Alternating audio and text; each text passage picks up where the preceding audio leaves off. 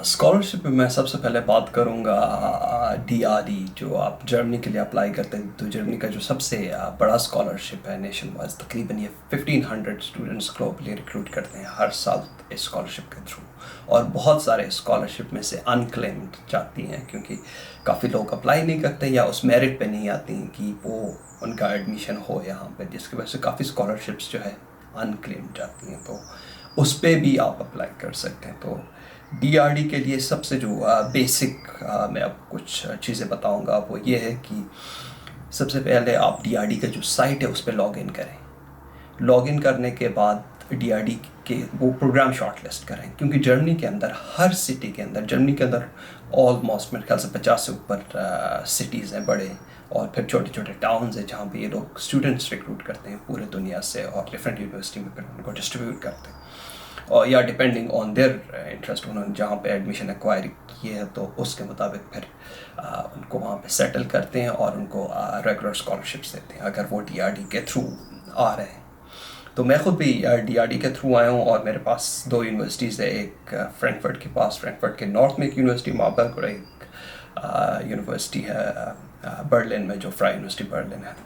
تو ان دونوں جگہوں پہ ماربرگ میں نے اس لیے چوز کیا کیونکہ یہ رہنے کے لیے بہت سستا ہے، اور برلن جو ہے میں آلریڈی ایک بڑا میٹروپولیٹن سٹی لندن میں رہ چکا تھا، اور میں کافی سینٹرل رہتا تھا لندن میں. تو اس وجہ سے مجھے ذرا اپنے آپ کو ٹائم دینا تھا. مجھے اچھا نہیں لگتا بڑے سٹیز میں رہنا، کیونکہ میں خود پیدا ایک چھوٹے سٹی میں ہوا ہوں، اور میں چاہتا ہوں کہ میں چھوٹے سٹیز میں رہوں تاکہ میں اپنے آپ کو ٹائم دے سکوں. بڑے سٹیز آپ کی انرجی ڈرین کرتی ہیں، آپ کو ایگزاسٹ کرتی ہیں، تو اس لیے مجھے اتنا نہیں پتا، اور آپ کو ٹائم نہیں ملتا پڑھائی پہ زیادہ فوکس کرنے، کیونکہ ہر دن کوئی نہ کوئی ایونٹ چل رہا ہوتا ہے. تو کمنگ بیک ٹو DRE، تو ویب سائٹ کے اوپر جیسے آپ اپنے پروگرام شارٹ لسٹ کریں گے، خواہ آپ ہیومینٹیز میں اپلائی کر رہے ہوں، سوشل سائنسز میں، آرٹس میں، نیچرل سائنسز میں، کسی بھی فیلڈ میں آپ شارٹ لسٹ کریں گے اپنی یونیورسٹیز، اور آپ دیکھیں گے کہ اگر آپ کو جرمن آتی ہے B1 لیول تک، یا تقریباً B1 سے اوپر ہی ہوتا ہے سارا، تو آپ جرمن پروگرامز میں بھی اپلائی کر سکتے ہیں. ان کی ریکوائرمنٹ دیکھ کے، ہر جرمن پروگرام کی اپنی ریکوائرمنٹ ہے. فار ایگزامپل آپ سوشل سائنسز میں شاید B1 کے ساتھ آپ نہ پروگریس کر پاؤ، نیچرل سائنس میں شاید آپ ایزیلی کر سکیں. تو یہ کچھ ڈفرینسز ہوتی ہیں. تو وہ پروگرامز آپ شارٹ لسٹ کرنے کے بعد آپ یونیورسٹیز شارٹ لسٹ کریں، یونیورسٹی کے پروگرام شارٹ لسٹ کریں. پھر وہاں پہ اگر آپ ماسٹرز کے اپلائی کر رہے ہیں تو آپ ڈائریکٹ اپلائی کر سکتے ہیں اگر آپ اس میرٹ پہ آتے ہیں. اور یہ بھی دیکھیں کہ اگر پروگرام جرمن میں ہی اگر انگلش میں آفر ہو رہا ہے تو انگلش میں آپ اپلائی کریں. ایون آپ کو جرمن آتی بھی ہو، اگر آپ کو لگتا ہے کہ آپ پروگرام بہتر انگلش میں دے سکتے ہو، آپ انگلش میں کریں، کیونکہ جرمن تو آپ کے پاس ایک اسکل ہے آلریڈی، وہ آپ کو یہاں پہ آ کے جابس وغیرہ میں، باقی چیزوں میں آپ کو کام آئے گا. سیکنڈلی، جیسے آپ پروگرام شارٹ لسٹ کریں گے تو آپ اپلائی کرنا اسٹارٹ کریں. اگر ماسٹرز کے لیے اپلائی کر رہے ہیں تو آپ ڈائریکٹلی یونیورسٹیز کے جو انٹرنیشنل آفس ہے اس سے کانٹیکٹ کریں کہ میں انٹرسٹڈ ہوں اس پروگرام میں، اور مجھے اس کا اپلیکیشن چاہیے. اگر اپلیکیشن آن لائن ہے تو آپ آن لائن اپلائی اسٹارٹ کریں. اگر یونیورسٹی کا کوئی پورٹل ہے جس کے اوپر اپنے کو لاگ ان کرنا تو آپ امیڈیٹلی لاگ ان کریں اور دیکھیں ان کی ریکوائرمنٹ کیا ہے اپلیکیشن کی. ماسٹر پروگرام کی زیادہ ریکوائرمنٹس نہیں ہوتی. آپ کی کچھ گریڈ جرمنی میں اتنا زیادہ نہیں کاؤنٹ ہوتا، شاید UK میں آپ کو گریڈ کے اوپر، یا امریکہ میں آپ کو گریڈ کے اوپر جج کریں، یہاں پہ اتنا زیادہ نہیں کاؤنٹ ہوتا. آپ کی پھر اگر گریڈ آپ کا کم بھی ہے تو آپ کی ایکسٹرا کریکولر ایکٹیویٹیز جس میں آپ نے پھر اس کو کمپنسیٹ کرنا کہ اگر آپ بس کم گریڈ ہے انڈر گریجویٹ میں تو کیوں کم ہے، آپ نے بتانا ہے اپنے آپ کو، پرسنل اسٹیٹمنٹ میں بتانا ہے، اور جیسے آپ تھرو سرٹیفکیٹ اور تھرو ادر ایکٹیویٹیز آپ نے بتانا کہ یہ وجہ تھی.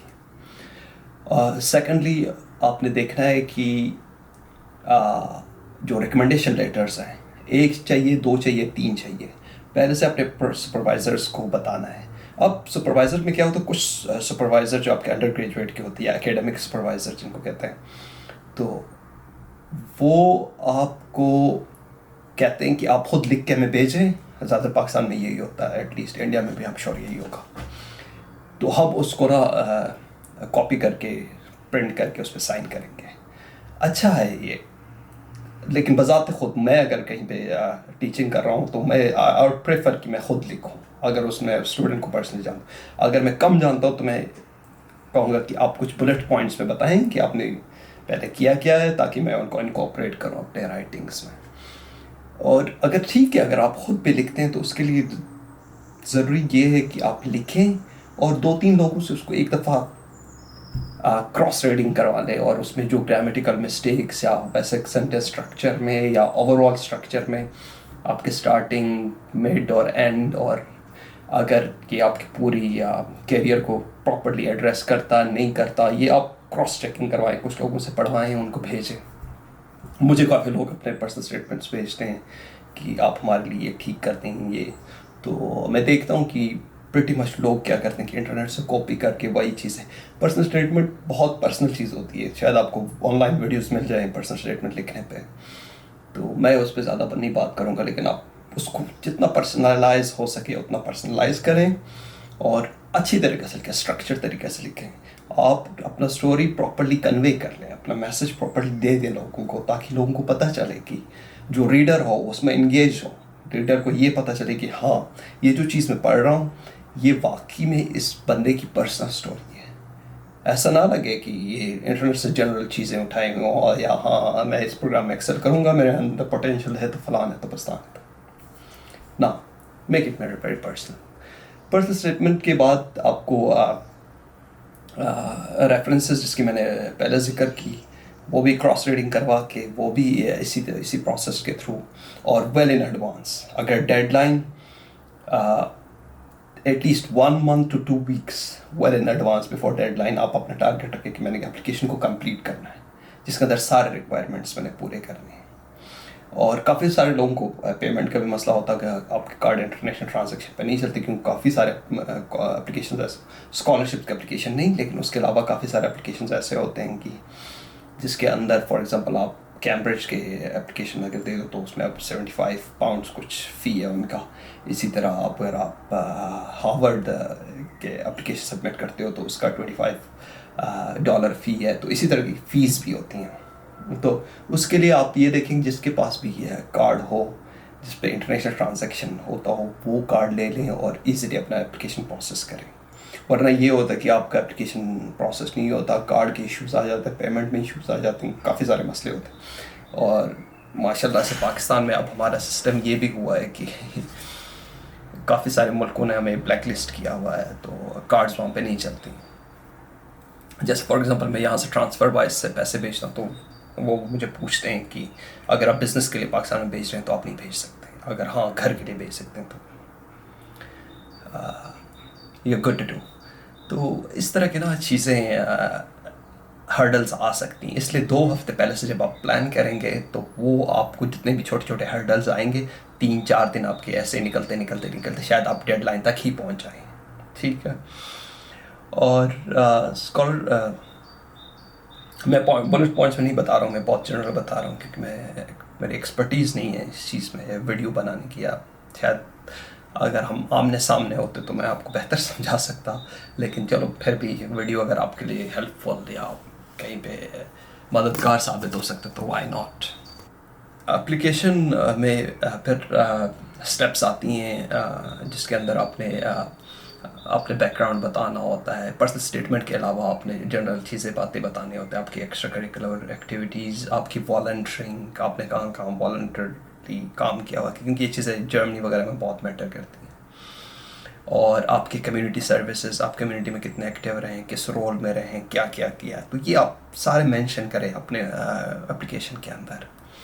تو جتنا پریسائز ہو سکتے آپ یہ بھی نہ کریں کہ دنیا جہاں کی سٹوری لا کے ڈال دیں اس میں. آپ نے بہت زیادہ کام اگر کیا بھی ہے تو جو مین جو آپ کو لگتا ہے کہ بہت افیکٹو کام ہے اور جس کو آپ کو لگتا ہے کہ لوگوں کو پتہ ہونا چاہیے کہ میں نے یہ ماضی میں کیا ہوا, تو وہ آپ انکلوڈ کریں اس میں. اچھا, ہر اپلیکیشن میں ہوتا ہے کہ یہ کہاں تک کچھ ٹائم لائن دیتے ہیں وہ لوگ کہ شاید اگر آپ نے اپلیکیشن جین کے مڈ سبمٹ کی ہے تو وہ کہیں گے کہ فیب کے مڈ میں آپ کو شارٹ لسٹ کینڈیڈیٹس بتائیں گے، پھر مارچ میں آپ کو انٹرویو کینڈیڈیٹس بتائیں گے، اور اپریل میں ہم آپ کو فائنل لسٹ دیں گے. تو اس طرح کے نا ان کے ٹائم لائنز ہوتی ہیں، تو ان کو غور سے پڑھیں. یہ نہ ہو کہ آپ ٹائم لائن پڑھ رہے ہوں، نہ پڑھ کے پھر جیسے اپلیکیشن سبمٹ کریں اگلے دن سے آپ اسٹارٹ ہو جائیں کہ کیا بنا میرے اپلیکیشن کا. ان کو ای میل بار بار تنگ کریں بار بار. یہ ان ایتھیکل کچھ بیہیویئرس، یا ان کو یہ لوگ اچھا نہیں مانتے ہیں کہ everything is given on the website. وہ بھی آپ کو یہی رپلائی کریں گے کہ ویب سائٹ پہ سب کچھ دیا ہوا ہے، اور آپ اس کو پڑھیں. پھر آپ کا اگر کوئی کویشچن بنتا ہے، اس کے علاوہ آپ ایف اے کیو جو فریکوینٹلی آسکڈ کویشچن والا سیکشن ہے اس میں آپ جائیں. اگر وہاں پہ بھی آپ کو آنسر نہیں ملتا پھر آپ ہمیں لکھیں، اور ہم دیکھیں گے اگر بہت زیادہ پرسنلائزڈ کویشچن ہے تو ہم کوشش کریں گے کہ اس کو آنسر کریں. ورنہ آپ یہ نہ کر کے اپلیکیشن جیسے سبمٹ ہوا پھر آپ انکوائری اسٹارٹ کریں. میرے خیال سے وہ بہتر نہیں ہوگا. اس کے علاوہ ماسٹر پروگرام کے اندر ڈگریز وغیرہ ہیں وہ ریڈی ہوں، اور ڈگری آپ کے اٹیسٹڈ بھی ہوں، اور اس کے کچھ ایکویلنس آپ کو مل جاتا ہے. ایچ ای سی پاکستان کے اندر ہائر ایجوکیشن کمیشن، شاید انڈیا کے اندر بھی ہائر ایجوکیشن کمیشن ہی ہوگا، جس کے اندر آپ جا کے اپنا ڈگری ویریفائی کرتے ہیں. ویریفائی کر کے پھر اس کی ایکویلنس بھی میرے خیال سے وہیں سے بھی ہوتا ہے، وہ یہاں سے بھی ہوتا ہے کہ آپ کی ڈگری کیا ایکویلنس ہے. تو فار ایگزامپل آپ اگر انڈر گریجویٹ کے لیے اپلائی کر رہے ہیں تو اس کے لیے جرمنی کے اندر یہ لا ہے کہ اگر آپ کی کچھ کنٹریز ہیں، کچھ تھرڈ ورلڈ کنٹریز ہیں، یا کچھ ایون فرسٹ ورلڈ کنٹریز بھی ہیں، جس سے اگر آپ آ رہے ہیں جرمنی میں پڑھنے کے لیے تو آپ کو 1 سال ایکسٹرا دینا پڑے گا، جس کے اندر آپ کو لینگویج اور باقی کورسز جو پری گریجویشن کورسز ہیں وہ آپ کو کرائیں گے، اور اس کو پاس کرنا ضروری ہے. اگر آپ نہیں پاس کریں گے تو آپ نہیں جا سکتے انڈر گریجویٹ میں. تو یہ انڈر گریجویٹ کا وہ ہے. ماسٹرز کا میں نے بتا دیا. اور سملرلی پی ایچ ڈی کا بھی یہی ہے. پی ایچ ڈی کے اندر آپ سمپلی یہ کر سکتے ہیں کہ سپروائزر ڈھونڈیں گے. سب سے پہلا کچھ پروگرامس جو اسٹرکچر پروگرامس ہوتی ہیں اس کے اندر صرف آپ نے اپلیکیشن سبمٹ کرنا، آپ نے سپروائزر نہیں ڈھونڈنے.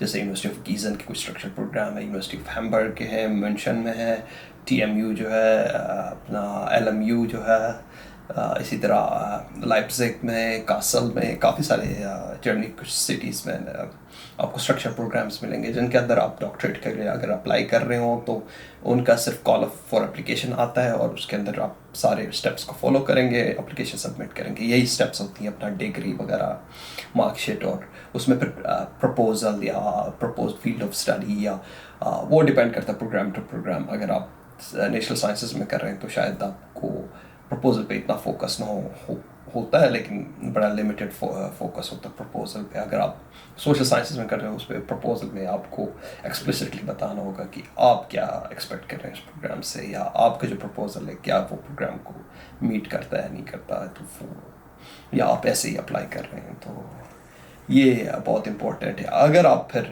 اسٹرکچرل ڈاکٹریٹ کافی ایزی ہوتا ہے اچیو کرنا، لیکن سب سے مشکل جو سب سے ٹریڈیشنل اور آرتھوڈاکس وہ پی ایچ ڈی کرنے کا دنیا بھر میں بھی ہے، جرمنی میں بھی وہی ہے. اور جرمنی میں پی ایچ ڈی منیمم 3 سال کا ہے، میکسیمم 4 سے اوپر بھی آپ جا سکتے ہیں. میرے خیال سے 4 بھی منیمم میں ہی آتا ہے، لیکن میکسیمم پھر آپ جا سکتے ہیں. میں کچھ لوگوں کو جانتا ہوں جو 7 8 سال سے کر رہے ہیں پی ایچ ڈی، تو اس پہ کوئی ریسٹرکشن نہیں ہے. آپ اپنا ویزا ایکسٹینڈ کرتے جائیں، اور لیکن آپ نے ویلڈ ریزن دینا ہے کہ کیوں آپ اپنا پی ایچ ڈی مکمل نہیں کر رہے ہیں جس ٹائم فریم کے اندر دیے گئے ٹائم فریم میں.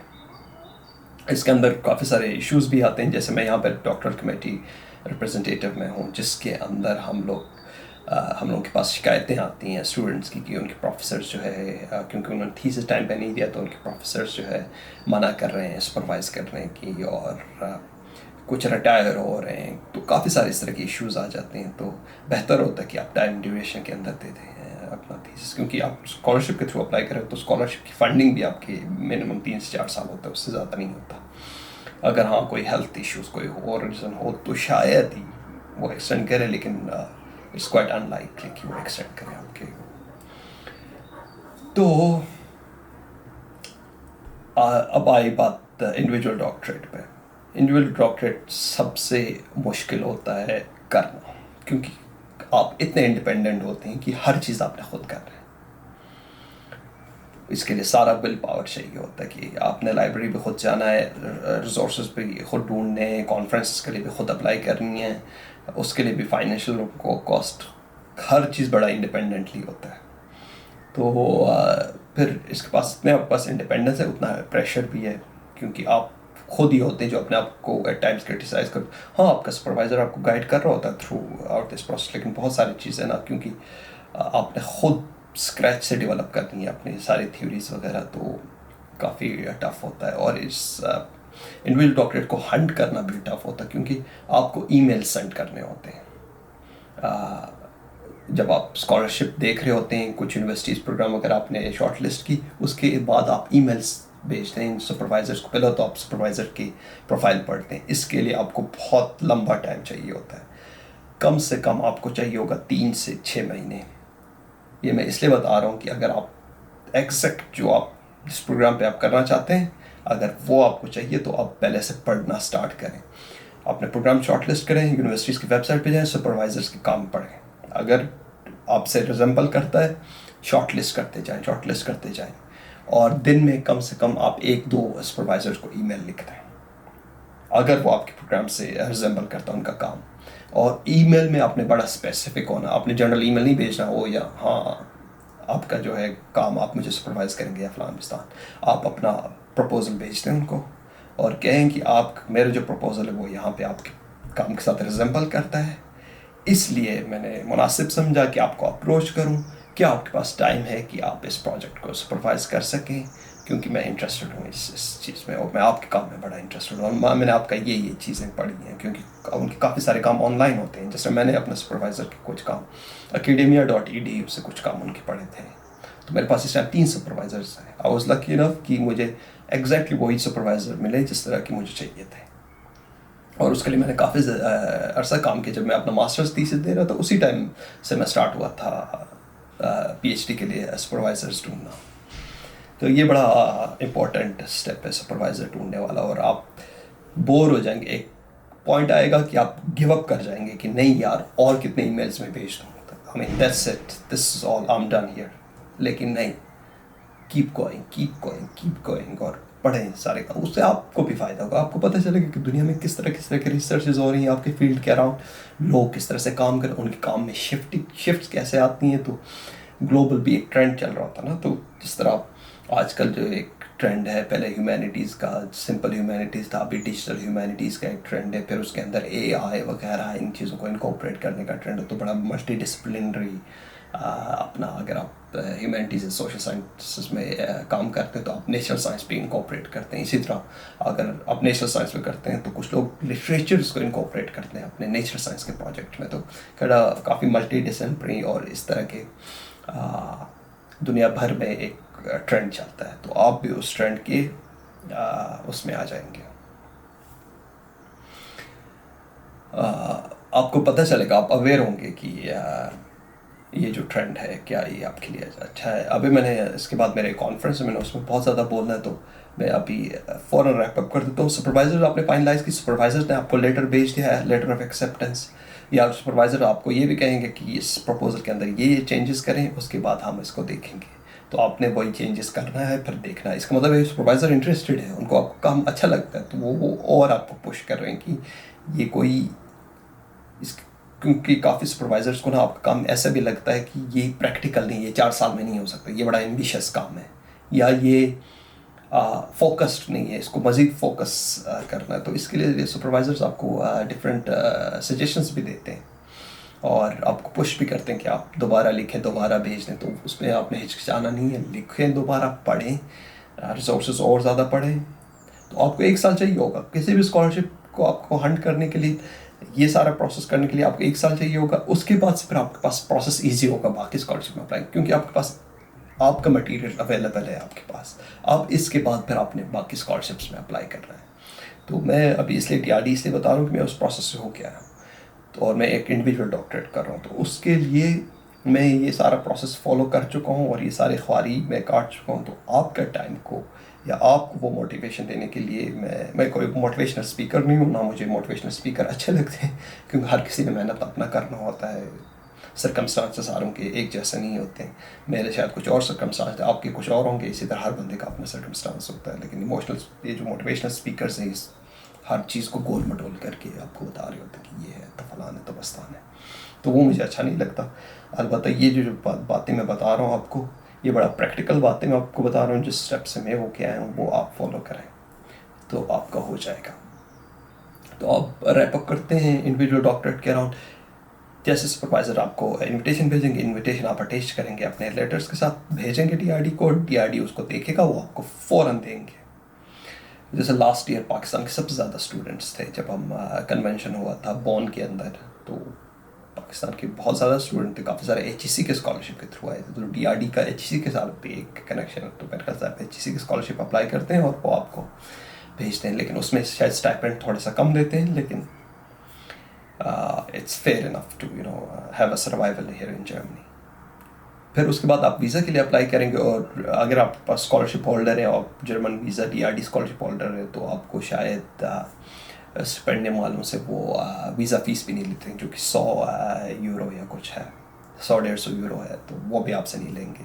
اور آپ کو انٹرویو میں زیادہ ویٹ بھی نہیں کرنا پڑے گا. آپ کو انٹرویو پروسیس میں آپ کی پرائیورٹی ہوتی ہے. میں نے جیسے 1 ہفتے پہلے اپلائی کیا تو مجھے 1 ہفتے کے اندر اندر اپوائنٹمنٹ ملا, اور 2 ہفتے میں میرا پاسپورٹ آ گیا تھا. تو بڑا آپ کو جلدی ہو جاتا ہے. اگر آپ جیسے آپ بک کر رہے ہوں تو اس میں آپ نے لکھنا ہے کہ آپ اسٹوڈنٹ ہو اور اسٹیپینڈیم اسٹوڈنٹ ہے, تو آپ کا اور زیادہ جلدی ہو جاتا ہے نارمل اسٹوڈنٹ سے. تو آپ کو ہر طرف سے پرائیورٹی مل جاتی ہے. اس لیے اسکالرشپ ایک بہت اچھا میکینزم ہے پڑھنے کا, کیونکہ اس میں آپ کے پاس بہت زیادہ مارجن ہوتے ہیں. ایک تو پیسے کافی جنرس اماؤنٹ ہوتی ہے, یہ نہیں کہ کم اماؤنٹ دیتے ہیں. جیسے میں لیتا ہوں 1400, جس میں کے اندر وہ کچھ آپ کے اس میں جاتے ہیں انشورنس میں, پھر 1200 آپ کو کیش میں دیتے ہیں. اس کے اندر میں 200-300 ادھر دے دیتا ہوں, 200-300 کھانے کے لگ جاتے ہیں, اور تقریباً ہاف آف دا اماؤنٹ آپ کا بچ بھی جاتا ہے اکثر و بیشتر, اگر آپ باقی چیزوں میں پیسے نہ ضائع کریں. تو حالانکہ میرے پاس انٹرنیٹ وغیرہ یہ وہ, میں ہر چیز کے لیے پے بھی بہت پھر بھی بچ جاتے ہیں آپ کے پاس. تو اس کے علاوہ آپ کے پاس یہ سارے خواری نہیں کاٹنی پڑتی کہ ادھر آ کے جاب ڈھونڈو, یہ کرو وہ کرو. آپ بڑے سکون کے لائف گزارتے ہیں, سکون سے آپ بیٹھتے ہیں, صرف آپ کے پاس ٹائم ہوتا ہے ریسرچ فوکس کرنے کا. اس لیے میں آپ کو بتاتا ہوں اسکالرشپ پہ آئیں, اپلائی کریں, اور آپ زیادہ بہتر جگہ پہ ہوں, اپنے آپ کو پائیں گے بنسبت ان کے جو کہ سیلف پہ آتے ہیں, جن کو بہت زیادہ اسٹرگل کرنا پڑتا ہے. اللہ حافظ, ملتے ہیں اگلے ویڈیو میں.